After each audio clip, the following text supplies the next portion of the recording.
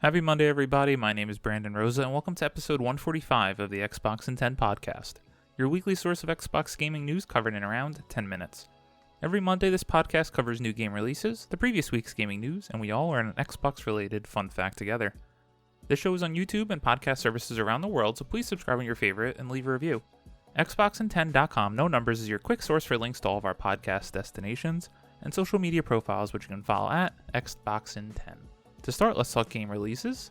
The big game out last week was Microsoft Flight Simulator on Xbox One, which we'll touch on later. And as far as the games coming out this week, they include Dead by Daylight, Sadako Rising, WWE 2K22, RPG Time: The Legend of Wright, Young Souls, Aztec: Forgotten Gods, Assassin's Creed Valhalla: Dawn of Ragnarok, Retro Pixel Racers, Time Loader, The Last Cube, Submerged: Hidden Depths, Hotel Transylvania: Scary Tales Adventures, and Radioactive Dwarfs: Evil from the Sewers. There was a big drop on Xbox Game Pass this past week. They included the following games. Available now, on Cloud, Console, and PC, you can play Far: Changing Tides, on Cloud, Microsoft Flight Simulator, and Lightning Returns: Final Fantasy XIII on console and PC. On March 10th, on Cloud, Console, and PC, you can play Young Souls, Lawn Mowing Simulator, Kentucky Route Zero, and the big one, Marvel's Guardians of the Galaxy. Go play that, great game. Now on to last week's biggest news stories, and we have 5 to cover this week. Number 1, Resident Evil 2, 3, and 7 getting an Xbox Series X and S upgrade. Ryan Dinsdale at IGN writes, Capcom is bringing Resident Evil 2 Remake, 3 Remake, and 7 to PlayStation 5 and Xbox Series later this year with free upgrades for existing owners. The 3 games will receive visual enhancements for the new consoles, and those who already own them on PS4 and Xbox One will receive free digital upgrades. Capcom also confirmed that PC versions of the games will receive upgrade patches at the same time as the PS5 and Xbox Series versions are released. Each of the 3 titles will be updated to include ray tracing, high frame rate, and 3D audio. This means that 4 out of the 8 mainline Resident Evil games will be officially available on Sony and Microsoft's next-generation hardware without having to use backwards compatibility. Amazing news to me. For those who are new to the show or might not have heard before, Resident Evil 2/Remake is one of my top 3 favorite games of all time. Absolutely loved it. I enjoyed 3 Remake, 7 was excellent, so I can't wait to revisit these games. I played 2 at launch and I haven't gone back to it since, but this is the perfect excuse to get back into it later this year. Number 2, Microsoft will let you play Xbox Cloud games with a mouse and keyboard. It's coming. Sean Hollister at The Verge writes, the newest Microsoft Flight Simulator is one of the most demanding games ever made, and yet now you can play it on any PC or an original Xbox One with the power of Microsoft's cloud. There's just one big hole. You can't currently play Xbox with the mouse and keyboard because Xbox Cloud Gaming only supports gamepads and touch for now. But according to Microsoft Flight Simulator boss Jorg Newman, that's about to change. Mouse and keyboard control is coming.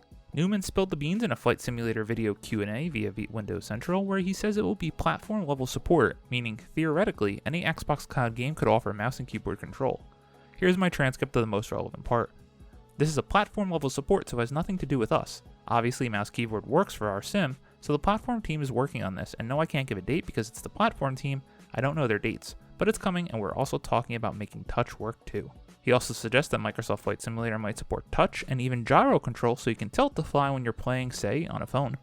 Quote, the gyro is actually very good. You can get yourself more into the experience of flying a plane, end quote, he says.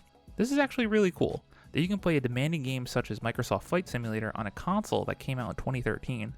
Awesome to see this so more people can access an amazing game that is currently only available on high-end PCs and next-gen consoles in their full fidelity. Number 3, Star Wars Eclipse won't launch until 2027-2028, report. Sean Carey at True Achievements writes, Star Wars Eclipse, an upcoming adventure game set in the High Republic era developed by Quantic Dream, is at least 5 years away from being released, according to a new report. Quantic Dream's new Star Wars game was announced at last year's The Game Awards without a release window, though rumors suggested we'd see the title sometime between 2024 and 2025. Now a new report from X-Fire's Tom Henderson claims that because of staffing issues we might not see the game until at least 5 years from now. According to Henderson, the reason why Star Wars Eclipse was announced so early is so that Quantic Dream could attract developers to actually work on the game. Henderson's sources close to the developers say that while the trailer shown at the Game Awards was met with a favorable reception from the gaming community, quote, it has not had the desired effect of attracting developer talent to the studio, end quote, and Star Wars Eclipse will now likely release, quote, around 2027-2028, end quote. Lastly, VentureBeat's Jeff Grubb corroborated X-Fire's report, saying he too had heard that Star Wars Eclipse had been pushed back. So this isn't too much of a surprise, although even on the show I mentioned how cool this trailer looked. I love Star Wars, I've liked everything Quantic Dream has done, but I understand that these companies have to put these trailers out to try and attract talent, but it's so disappointing for us, the gamer, who have to wait now years and years and years to see anything from this project if it ends up even being real. Number 4. GTA 5, PS5, and Xbox Series X Remaster offer a mix of 4K, 60 FPS, and ray tracing. Michael McWhorter at Polygon writes, when Grand Theft Auto 5 makes the leap to current generation consoles, PS5 and Series X in March, the newest version of Rockstar Games' crime epic will offer 3 graphic settings that will let players tailor their experience to their needs. On Friday, Rockstar detailed just how the PS5 and Series X versions of the expanded and enhanced GTA 5 will perform across those platforms. GTA 5's Fidelity mode is tuned for the highest visual quality and targets 30 frames per second. The PS5 and Series X versions will run with native 4K resolution with ray tracing enabled. On Series S, Fidelity mode will deliver upscaled 4K resolution. The game's performance mode is tuned for the most responsive gameplay experience and targets 60 FPS. On PS5 and Series X, that 60 FPS gameplay will run at an upscaled 4K resolution, while the Series S version runs at 1080p resolution. Performance ray tracing mode is exclusive to the PS5 and Series X versions of GTA 5, delivering a hybrid of the previously mentioned modes, with upscaled 4K resolution, ray tracing, and 60 FPS target.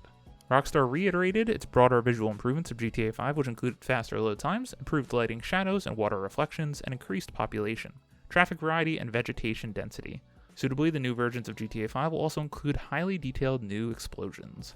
Well, here we go again. This game's going to go sell another couple of million copies on top of the incredibly amount of millions of copies it has already sold. I'm sure at some point we're going to see this on Game Pass, so at that point I'll eventually check it out. At number 5, Stalker 2 dev says development, quote, will definitely continue, quote, after victory in Ukraine. Heidi Nicholas at True Achievements writes, in a video titled Lights, Camera, War, GSC Game World, the developers behind Stalker 2, discuss Russia's invasion of Ukraine and say, quote, we are striving to help our employees and their families to survive, end quote. They add that development will continue, quote, after the victory, end quote. The video shared above begins with scenes of motion capture actors before becoming interspread with what appears to be footage of the situation in Ukraine. Quote, the previous week we were editing a video about our motion capture studio. We wanted to show how the cutscenes were created, end quote, the dev begins. Quote, the previous week was ages ago. On the 24th of February, Russia declared war on Ukraine and sent rockets, tanks, and soldiers to our homeland. Our country is forced to fight for existence again. Seems like this is the price of freedom. This video is our answer to how you guys question. Now we are striving to help our employees and their families to survive. The game development shifted to the sidelines, but we will definitely continue after the victory. Glory to Ukraine, end quote. The devs add that, quote, Ukraine needs all the help it can get, end quote. Obviously, this is really sad, and the hearts go out to everyone in Ukraine. It's beyond an unthinkable act what Russia is doing, and it's now actually having ramifications into our game world as well. As always, we end our show with a fun fact about Xbox. And given this is the big raid weekend, I'm all ready for Destiny 2 The Witch Queen. Let's do a fun fact about Bungie, who obviously at one point was an Xbox first-party studio. Bungie Incorporated is an American video game developer based in Bellevue, Washington. The company was established in May of 1991 by Alex Seropian, who later brought in programmer Jason Jones after publishing Jones's game Minotaur: The Labyrinths of Crete. Originally based in Chicago, Illinois, the company concentrated on Macintosh games during its early years and created 2 successful video game franchises called Marathon and Myth. An offshoot studio, Bungie West, produced Oni, published in 2001 and owned by Take-Two Interactive, which held a 19.9% ownership stake at the time. Microsoft acquired Bungie in 2000, and its project Halo Combat Evolved was repurposed as the launch title for Microsoft's console, the Xbox. Halo became the Xbox's killer app, selling millions of copies and spawning the Halo franchise. On October 5th of 2007, Bungie announced that it had split from Microsoft and become a privately held independent company, Bungie LLC, while Microsoft retained ownership of the Halo franchise intellectual property. It signed a 10-year publishing deal with Activision in April of 2010. The first project was the 2014 first-person shooter Destiny, which was followed by Destiny 2 in 2017. In January 2019, Bungie announced it was ending their partnership and would take over publishing for Destiny. In January of 2022, Sony Interactive Entertainment announced their intent to acquire Bungie as part of their family of studios, though Bungie would remain an independent and multi-platform studio and publisher. Credit to Bungie, thank you for all the many years of personal, great gaming memories you have provided me. Especially this weekend. I'm recording this on Friday. I have to finish up my grind. I gotta prepare for big raid weekend, world's first, not gonna be me, but it's gonna be a great time with my friends. Thank you all for listening to the Xbox in 10 podcast, your weekly source of Xbox gaming news covered in around 10 minutes. If you like the show, please subscribe to your favorite podcast service, share with your friends, leave a review, and follow on all social media at Xbox in 10. As I've already mentioned, this week I've played nothing but Destiny 2 The Witch Queen. It's an absolutely great game. Go play it if you haven't, although it's really hard to get in the game if you've never played any Destiny. It's not that easy for newcomers, but I'm a longtime Destiny player since the original in 2014. My name is Brandon Rosa. You can follow me on Xbox at Brosa93. Hope you have a great week, stay safe, and keep on gaming.